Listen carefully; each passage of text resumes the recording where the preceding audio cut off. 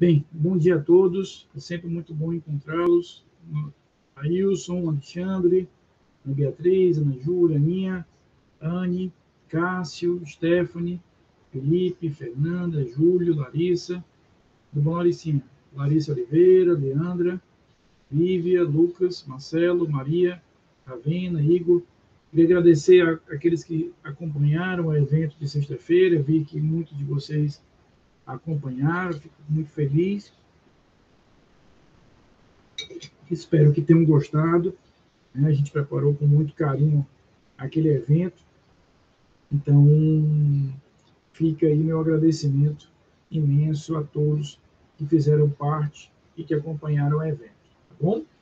Queridos, a gente segue no estudo dos recursos em espécie. Nós conversamos na última aula sobre o recurso sem distrito e o agravo de execução, na quinta-feira da semana passada. Eu pergunto a vocês, ficou alguma dúvida? Está ok? Está tranquilo? A gente, obviamente, antes da prova fará uma revisão, mas, por enquanto, está tranquilo, né? Pedro, seja bem-vindo. Deixa eu só compartilhar aqui a tela para que a gente possa começar a ver nosso tema de hoje. Nós hoje vamos conversar sobre a apelação criminal. A apelação criminal, ela é o recurso mais importante do processo penal. Ela é destinada, essencialmente, a atacar decisões de mérito. Ela é feita, né, ela tem como destino essencial a sentença, né? Então, a gente vai ter aí a sentença como o destinatário, né, padrão normal da apelação. Então, quando a gente fala de apelação no processo penal, nós temos aí como destinatário normal a sentença, ou seja, é dela que eu quero recorrer quando eu caminho pelo uso da apelação. Aqui apenas algumas informações gerais, só para iniciarmos o tema. Ela é um recurso que, como um recurso sentido estrito, tem origem no Brasil desde o direito imperial. O Código de Processo Penal Imperial de 1832 já trazia a previsão da apelação em moldes muito parecidos, muito assemelhados com os moldes que nós temos hoje. Ela decorre da expressão latina chamada appelatio.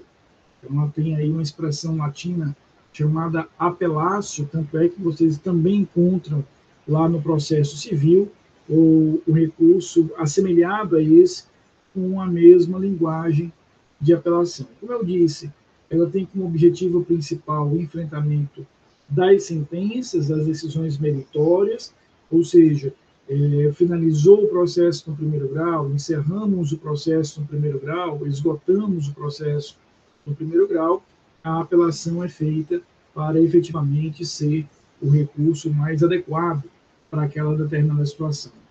Temos como fundamentação legal os artigos 416 e 593. Nós vamos ver que são os dois artigos que constroem e definem, por definição, as hipóteses legais. Qual é a importância, Pedro, desses dois artigos?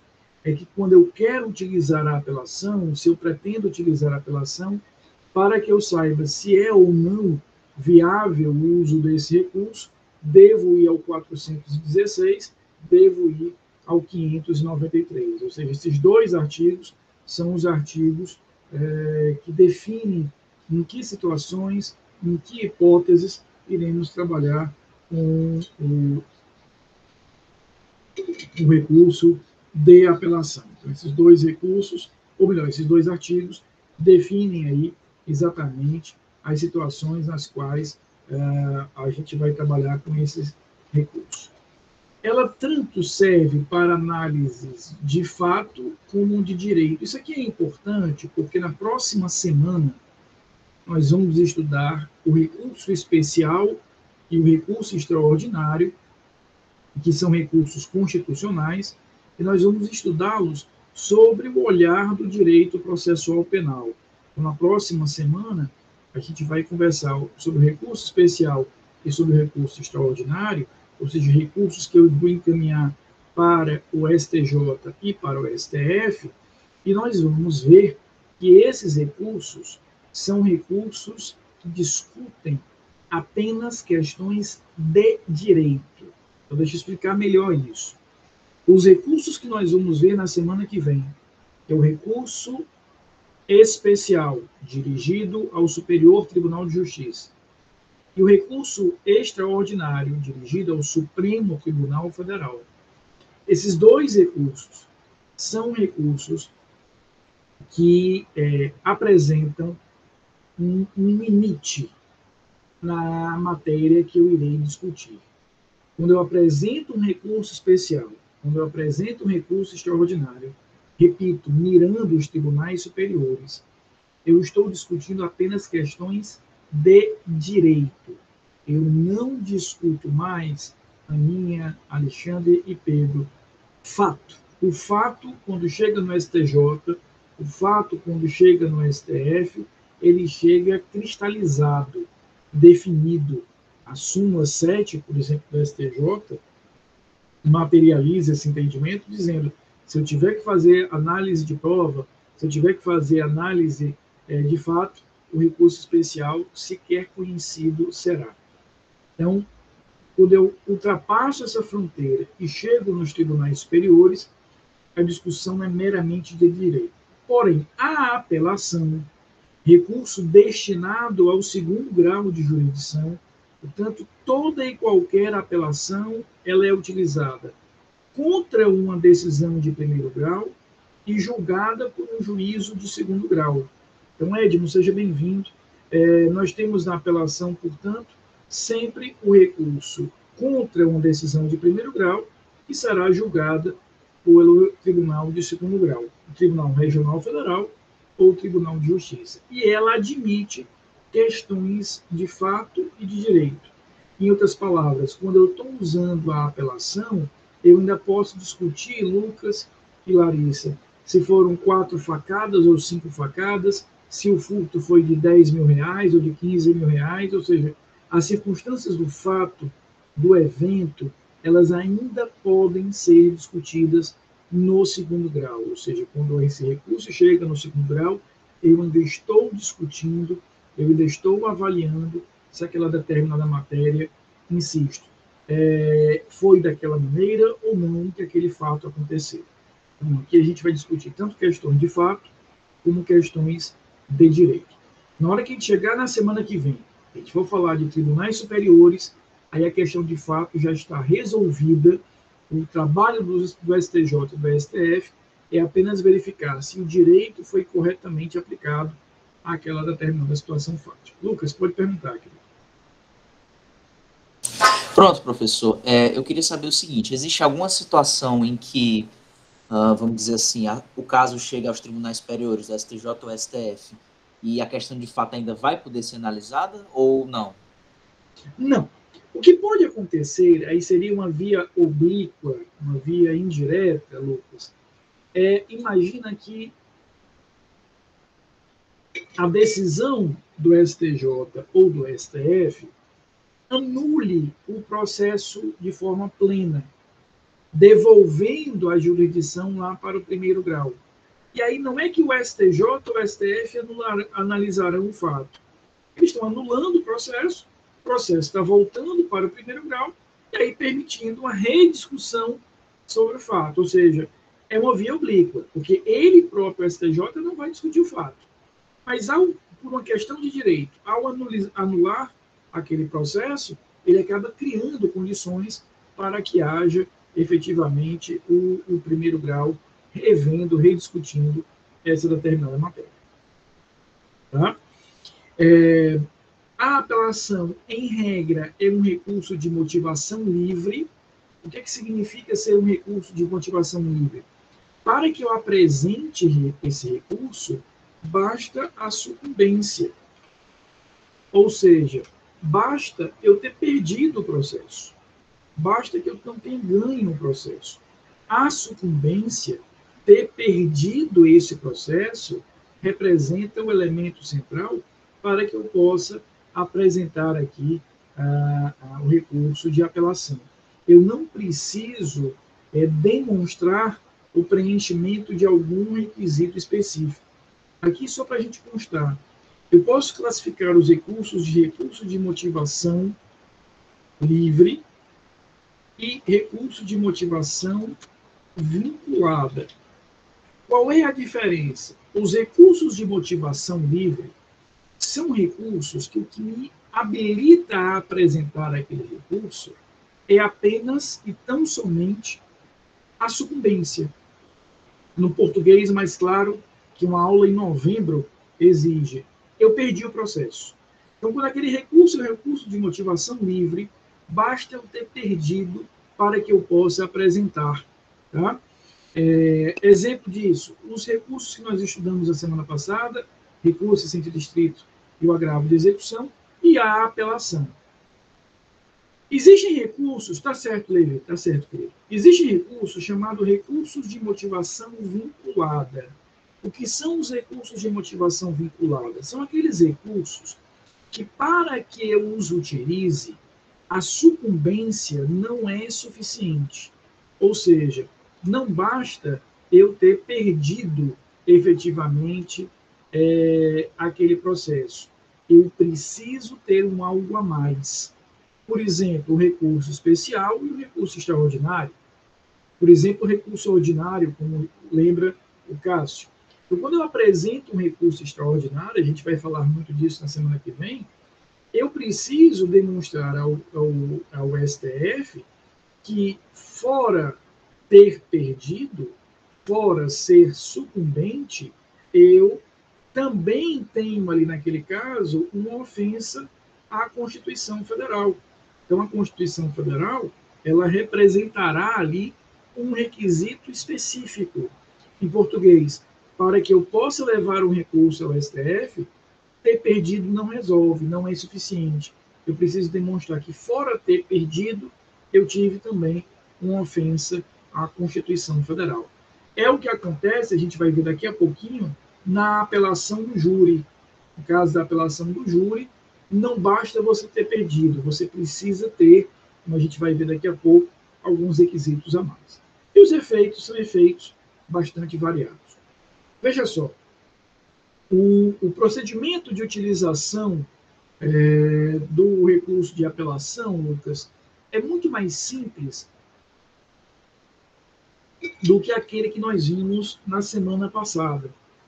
Quando nós conversamos sobre o recurso em sentido estrito, eu disse para vocês que o recurso ele é apresentado no primeiro grau, as razões do recurso, ou seja, aquela petição que explica os motivos pelos quais a parte que é a reforma da decisão são apresentados no primeiro grau, as contrarrazões também são apresentadas no primeiro grau, e que depois disso, repito, eu estou na aula da semana passada, o juiz vai decidir se mantém a decisão ou se retrata da decisão.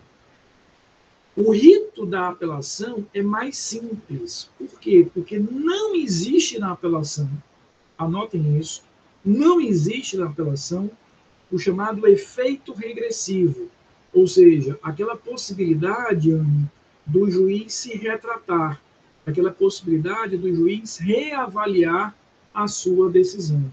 Isso não existe na apelação. Então, lá no recurso em sentido estrito, lá no agravo de execução, antes do juiz decidir se manda o recurso para o tribunal, ele decide se mantém ou se não mantém aquela decisão que ele prolatou. Na apelação, Cássio, ele não tem essa possibilidade. Então, veja, uma vez prolatada a decisão, intimada as partes, elas terão 5 dias para apresentar o recurso. Elas apresentarão esse recurso em 5 dias. Depois, elas terão 8 dias para arrazoar.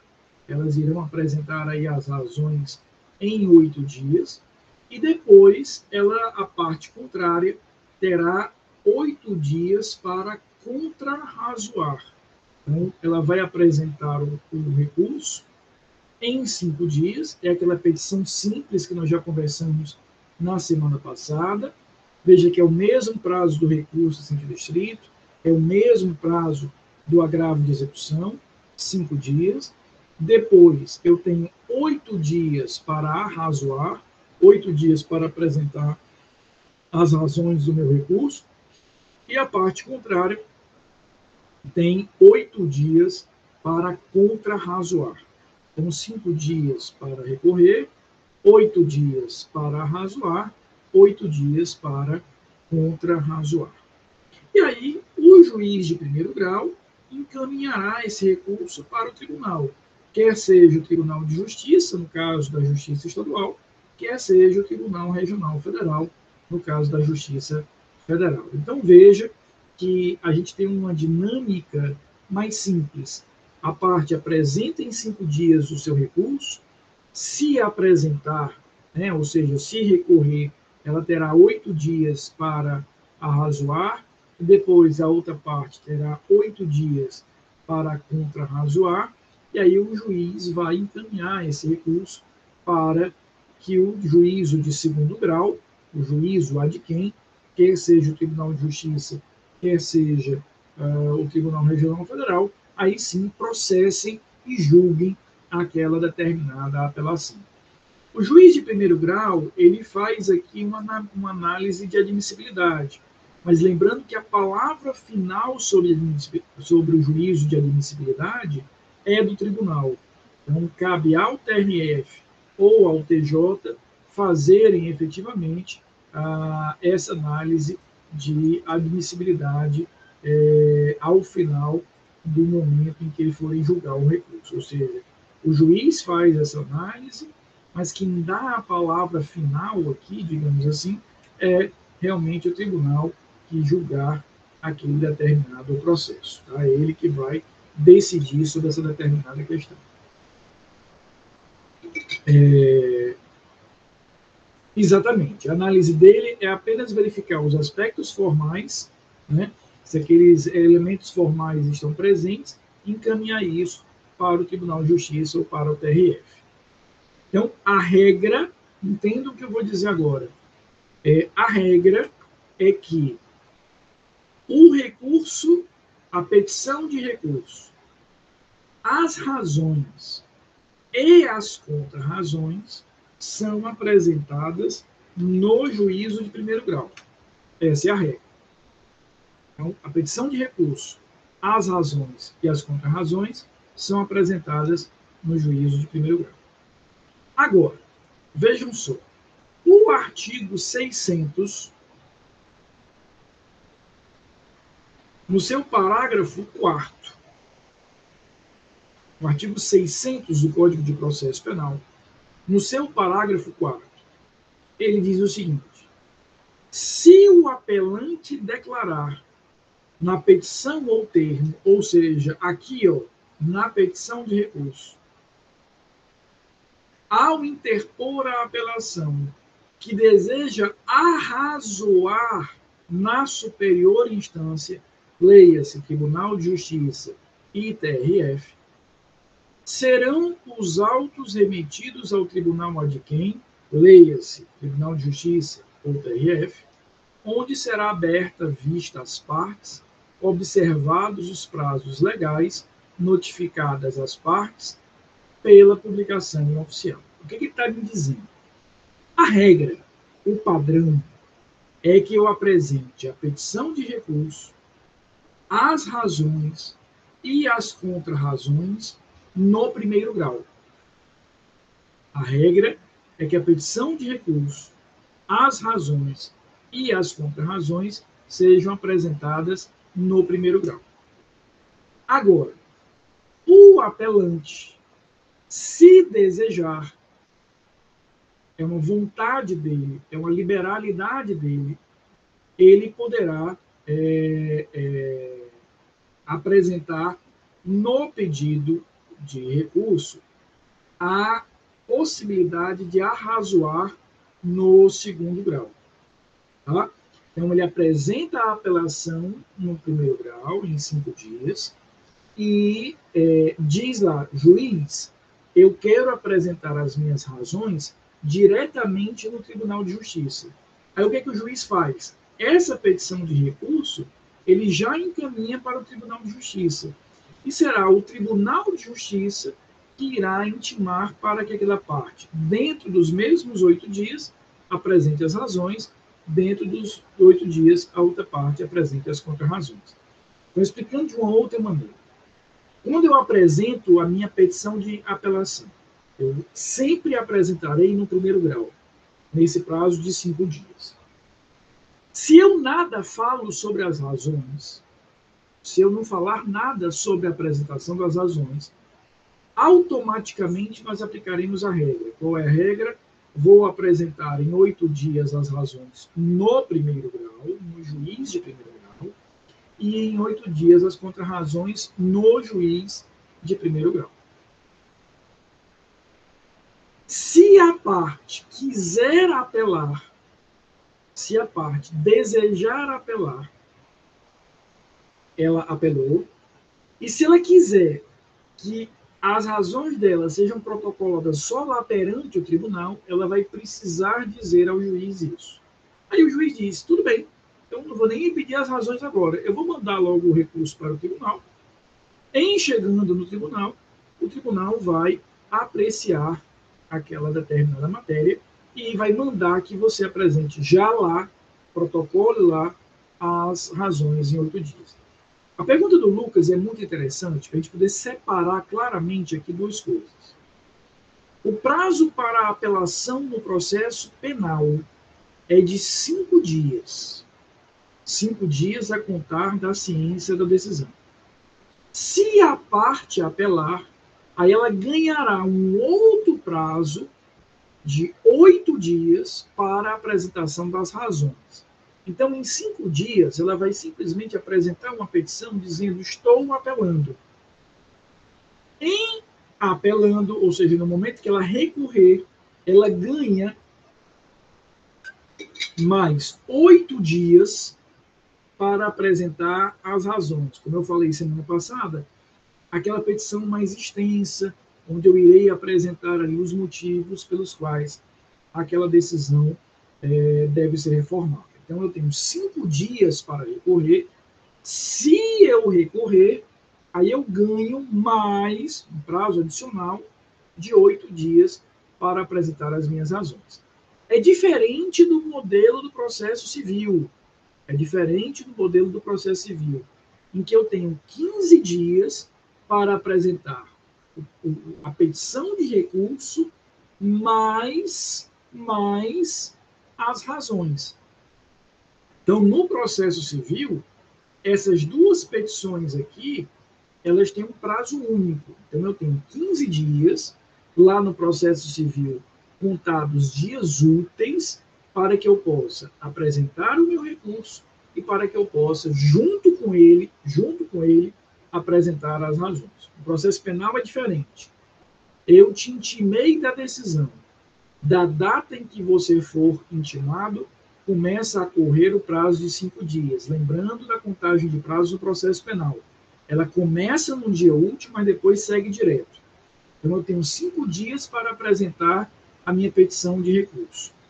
Se eu apelar, aí eu já entrando aqui na pergunta do Cássio, o juiz, Cássio, irá me intimar para que eu apresente em 8 dias as razões. Então, eu tenho 5 dias para dizer, estou apelando, apresentei a minha petição de recurso, aí eu vou ter uma intimação expressa do juiz para que ele me dê aí 8 dias para apresentar as razões. Tá? É diferente, portanto, do modelo do processo civil, que a gente vai apresentar num prazo único de 15 dias úteis a petição de recurso e as razões.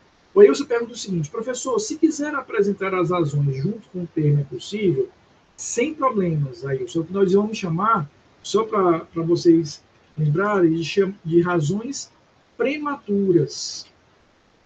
Inclusive, o processo antigamente, tanto o processo penal quanto o processo civil, isso acontecia há algum tempo atrás, Ailson, felizmente isso mudou, eles não admitiam isso. Era uma coisa muito burocrática.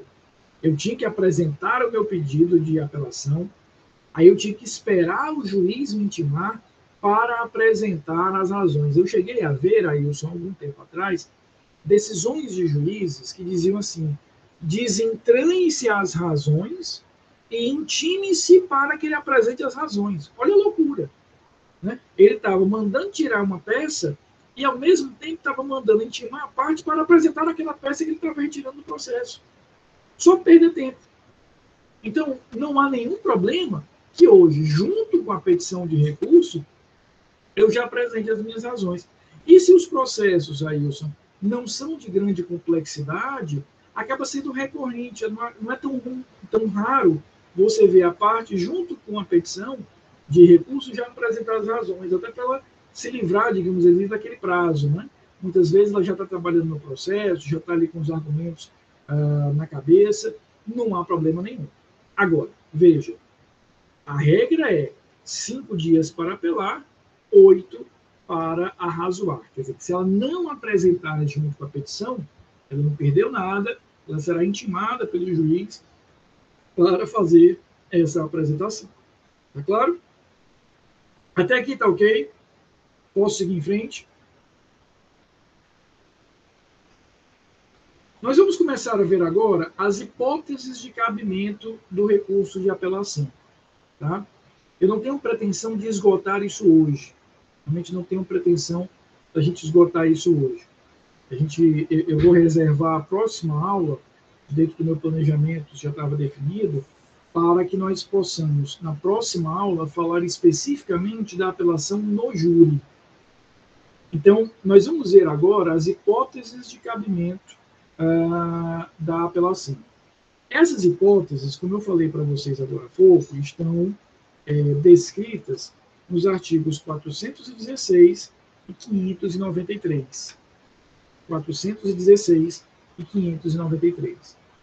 Mas eu vou separar o estudo da gente em duas partes. Nós vamos ver hoje todas as hipóteses de apelação que não envolvam decisão tomada por jurado, decisão tomada perante o tribunal do júri.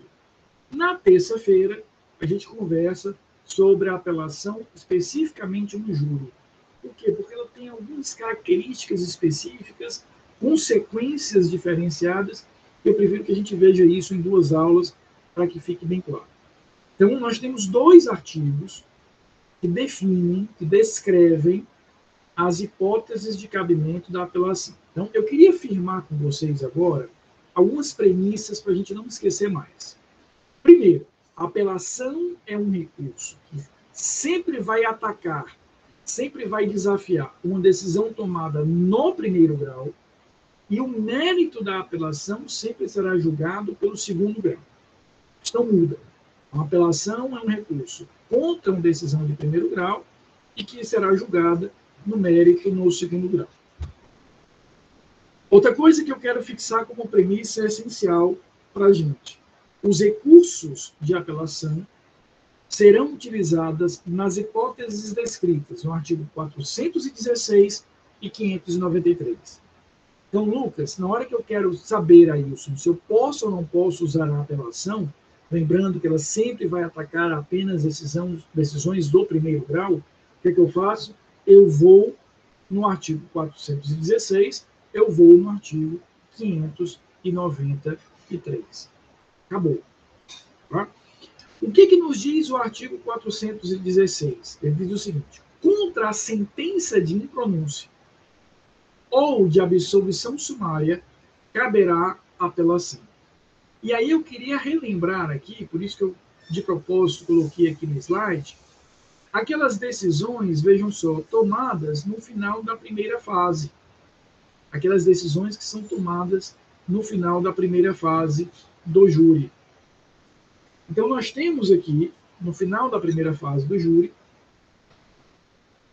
e vocês já sabem disso, de cor e salteado, 4 decisões. Né? A pronúncia, que diz que o réu será julgado pelos jurados, inaugurando aí a segunda fase do júri. A impronúncia, lembra da impronúncia? Ela encerra o processo.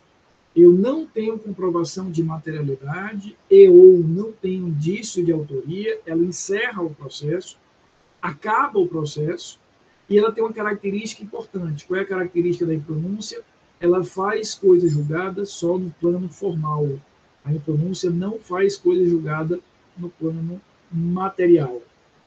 Temos a desclassificação, onde ele vai dizer que aquela determinada matéria não envolve júri, né? Na decisão de desclassificação, o juiz está dizendo, olha, pode até ter havido um crime, pode ser que o réu aqui seja o criminoso, mas eu adianto que eu não estou vendo aqui crime doloso contra a vida. Então, o que ele faz na desclassificação? Pega aquele processo e remete para um outro juízo, esse outro juízo considerado, aí sim, o juízo competente.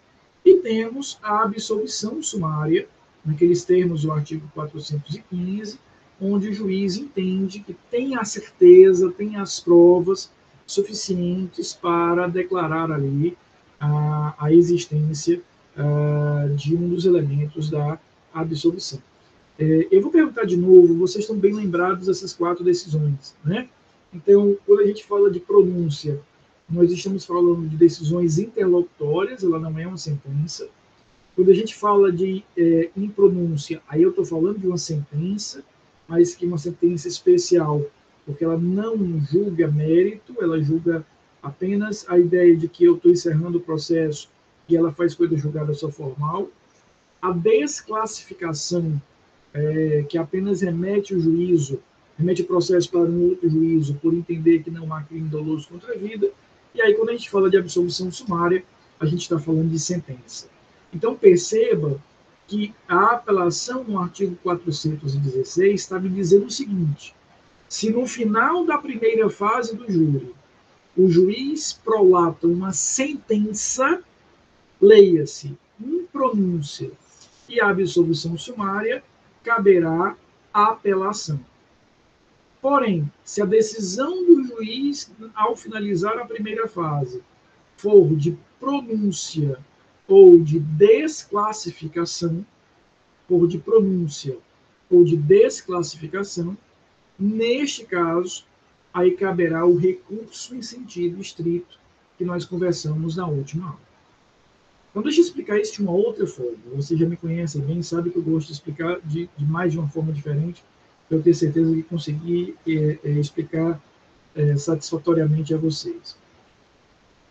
Se ao finalizar a primeira fase do júri, diante daquelas 4 possibilidades de decisão que nós já conhecemos e já falamos várias e várias vezes aqui, o juiz decide pela sentença, ele sentenciar, leia-se, impronúncia ou absolvição sumária, ele está encerrando o processo ali naquela instância, caberá a apelação nos termos do artigo 416.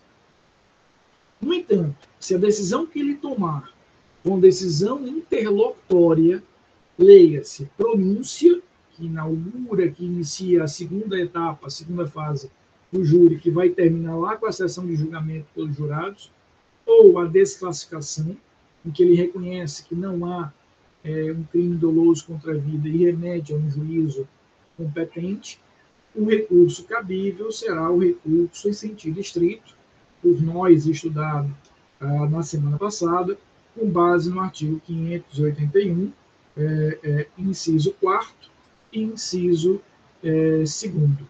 Tá? Então, nós temos aqui essa dupla utilização. Pode perguntar, Guilherme, fique à vontade, querido. Professor, a sentença da absolvição sumária, ela é terminativa também? Ela é terminativa também. E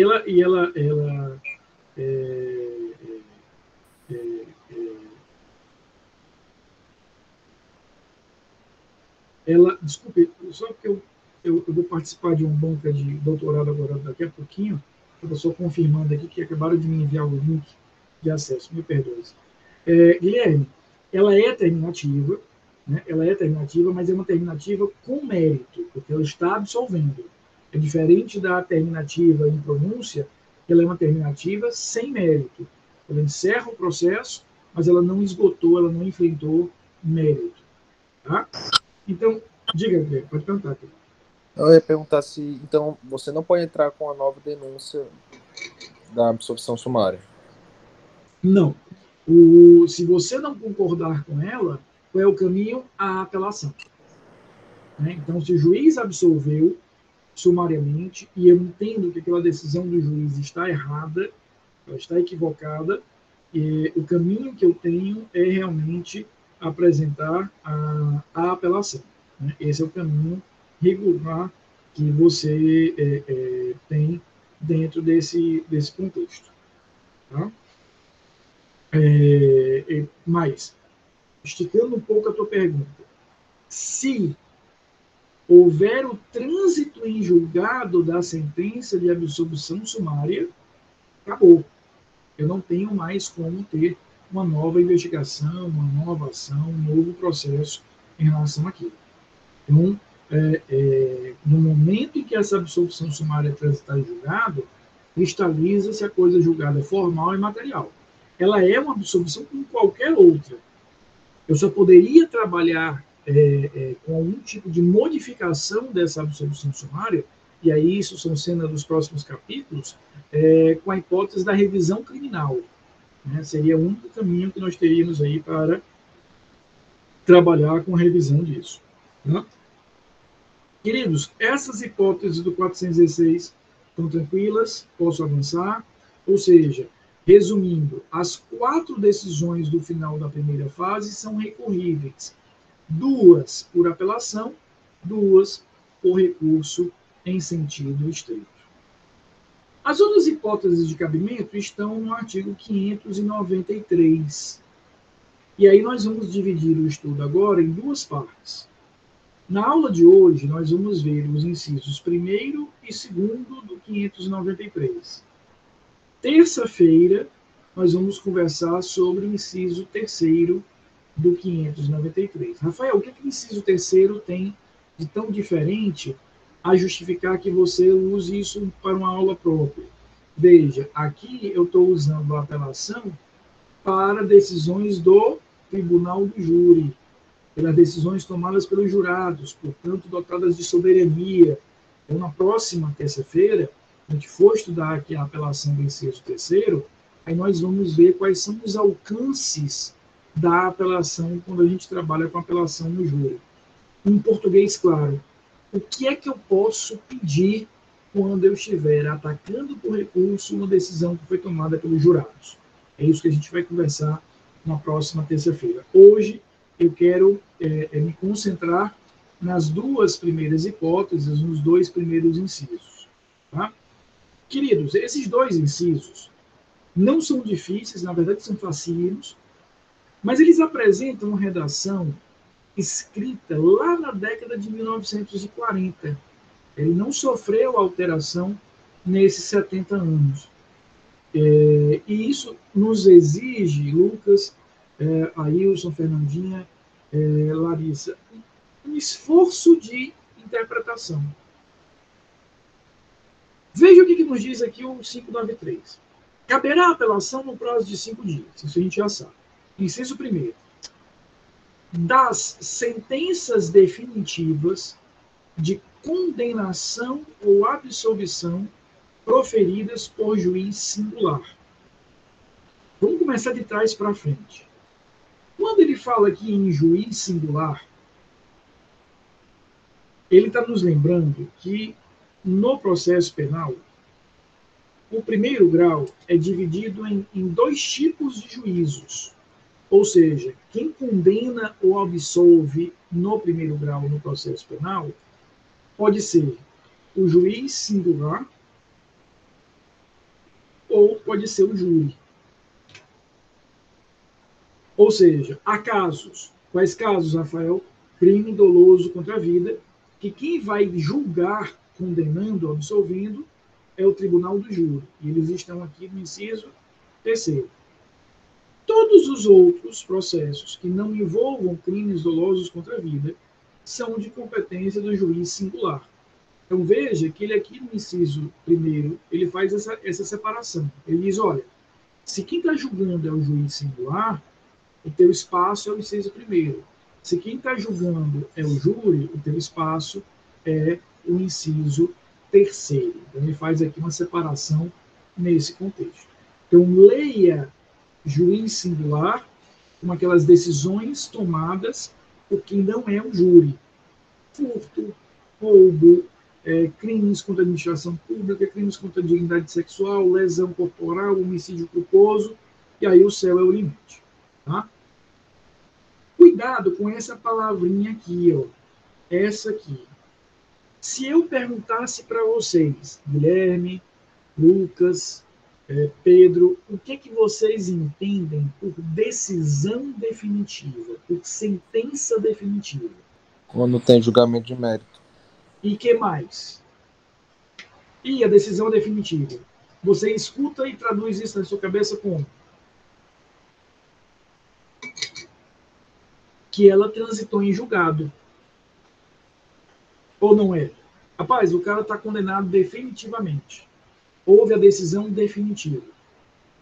A gente costuma traduzir isso na nossa cabeça como uma decisão, um trânsito em julgado. Ou não é na vida cotidiana forense. Aquela condenação definitiva, ou seja, eu estou querendo perguntar o quê? Transitou em julgado? Posso executar aquela pena? Então, essa expressão definitiva tem hoje esse significado mais comum. Mas, claro, o definitivo aqui do inciso 1º não quer dizer isso. Isso aqui foi escrito pelo legislador lá em 1940. O definitivo aqui é nesse sentido que o Guilherme falou, de enfrentamento de mérito. É nesse sentido que o Cássio lembrou, a sentença que exauriu o 1º grau. Então, quando ele fala aqui em sentença definitiva, ele está dizendo, é a sentença que encerrou o processo no 1º grau, condenando ou absolvendo. Estou fazendo essa ressalva apenas para que a gente não confunda. Porque uma leitura desavisada, você pode dizer, poxa, como é que ele está admitindo um recurso? Como é que ele está criando uma hipótese de cabimento do recurso? Se ele está dizendo que cabe para decisões definitivas e eu escuto decisão definitiva como decisão transitada em julgado. Não. Decisão definitiva aqui é a decisão que esgotou, que exauriu a primeira instância, que enfrentou o mérito na primeira instância, que transformou aquela decisão uma decisão de enfrentamento de mérito, de julgamento de mérito em relação a isso. Então, a gente vai perceber, efetivamente, que este 1º grau se caracteriza por isso. Então, no inciso 1º, eu poderia ler o inciso 1º dizendo, olha, é a decisão que efetivamente julga, julga o processo, condenando ou absolvendo. Em outras palavras, Cássio, se nós lermos o inciso 1º sem a palavra definitivo, a gente vai ter o mesmo significado. Se a gente lê o inciso 1º como das sentenças de condenação e absolvição, nós vamos ter, repito, o mesmo significado. Nós não vamos ter nenhum problema em relação a essa leitura feita dessa maneira, dessa forma. Tá? Então, leiam esse inciso 1º de uma forma mais simples. O inciso 2º, ele complica um pouquinho, mas a gente vai ver que, com o que a gente já sabe, é fácil entender o que ele está querendo nos dizer. Ele está querendo dizer o seguinte, olha, caberá também a apelação das decisões definitivas ou com força de definitivas proferidas por juiz singular nos casos não previstos no capítulo anterior. Primeira coisa, juiz singular nós já sabemos o que é. É o juiz de 1º grau que não é o juízo do júri. Juiz de 1º grau que não seja o juízo do júri. A gente já sabe o que é o juiz singular. Né? Segundo, quando ele fala aqui, ó, nos casos não previstos no capítulo anterior, quando ele usa essa expressão, nos casos não previstos no capítulo anterior, basta que a gente lembre qual é o capítulo anterior. Recurso em sentido estrito.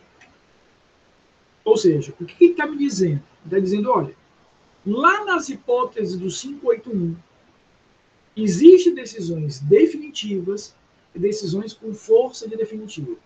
Mas se estiver no 581, use o recurso em sentido estrito. Então, o que é, nesse sentido do inciso segundo, uma decisão definitiva com força de definitiva? Como é que a gente vai traduzir isso aqui? Como é que eu vou entender uma decisão definitiva com força de definitiva? A decisão definitiva é aquela que encerra o processo no primeiro grau e enfrenta mérito. A decisão com força de definitiva é uma decisão que encerra um processo no primeiro grau e não enfrenta mérito. Rafael, pode me dar exemplos? Posso. Imagina que eu tenho uma ação penal aqui. Ó. A ação penal está correndo aqui num plano. Estou acusando alguém de um crime, está aqui todo o processo criminal. Durante esse processo, Lucas, foi feita a busca e apreensão de um carro. Então, está aqui o processo principal. Nele, o juiz ordenou a busca e apreensão de um carro. Em paralelo, a parte pode apresentar, vocês aprenderam isso no semestre passado, o pedido de restituição de coisas apreendidas. Lembra disso, né, Maricinha, que a gente viu no semestre passado? Pedido de restituição de coisas apreendidas. Vai correr aqui em paralelo. Então, eu tenho um processo principal e tenho um processo acessório, apenso. Esse processo acessório, apenso, vai discutir apenas a restituição daquele carro, a devolução pelo juiz daquele carro. Se no final desse processo, Lucas, o juiz sentencia devolvendo o carro, ele está enfrentando o mérito, está enfrentando o pedido feito ali. Portanto, eu estou diante de uma decisão definitiva. Se o Ministério Público, por exemplo, não concordar com aquela devolução, qual é o recurso que ele tem? A apelação. Então, veja, a decisão que encerrou aquele procedimento incidental de restituição de coisas apreendidas, devolvendo o carro, portanto, enfrentando o mérito daquele específico procedimento, é uma decisão definitiva. Não está prevista no 581, então cabe apelação. Mas imagina, no mesmo exemplo, imagina que o juiz tenha negado o pedido de restituição. Imagina que ele tenha negado esse pedido de restituição. Veja, ele está ali encerrando formalmente aquele procedimento. O procedimento, de fato, está encerrado. O juiz diz, não vejo, por hora, motivos para devolver o carro. Se eu não concordo com aquela decisão, que formalmente encerrou aquele procedimento, mas não enfrentou o mérito, não deferiu aquele meu pedido, eu estou diante de uma decisão com força e definitiva. Ou seja, a apelação cabe para sentenças, cabe para decisões que encerram o processo no primeiro grau. Quer estejam enfrentando o que eu estou ali pedindo naquele processo, quer não. Essa é a forma mais didática da gente entender o inciso segundo. Porém, 99% das apelações que envolvam um juiz singular estão aqui no inciso primeiro, ou seja, a esmagadora maioria das hipóteses de uso da apelação são de decisões condenatórias ou absolutórias. Então, de longe, as hipóteses mais comuns de utilização da apelação versam sobre decisões que condenaram, decisões que absolveram aquele determinado agente. Dúvidas, enquanto eu faço aqui rapidinho uma chamada? Gostaram da aula? Esse ritmo de aula tá legal? Tá tranquilo para vocês? O que é que nós faremos na próxima terça-feira? A gente vai continuar nesse tema, a gente vai continuar vendo a apelação, mas aí falando especificamente sobre a apelação no júri. A gente vai falar sobre a apelação especificamente no júri. Por que o júri é diferenciado? A gente precisa ter essa atençãozinha com o júri. Porque quando a gente fala de júri, a gente está falando de decisão que quem tomou foi um juízo dotado de soberania.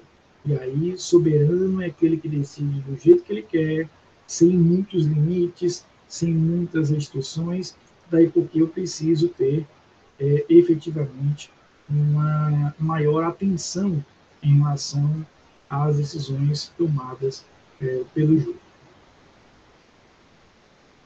Queridos, um ótimo resto de semana para vocês. A chamada aqui já está concluída. Fiquem bem. Foi bom encontrá-los como sempre. Na terça-feira a gente continua. Já estamos mais perto do final, tá bom? A gente vai concluir a apelação, depois recurso especial extraordinário. Depois a gente entra no nosso último tema, que são o habeas corpus e o mandado de segurança. Um beijo grande a todos. Fiquem bem e até terça-feira.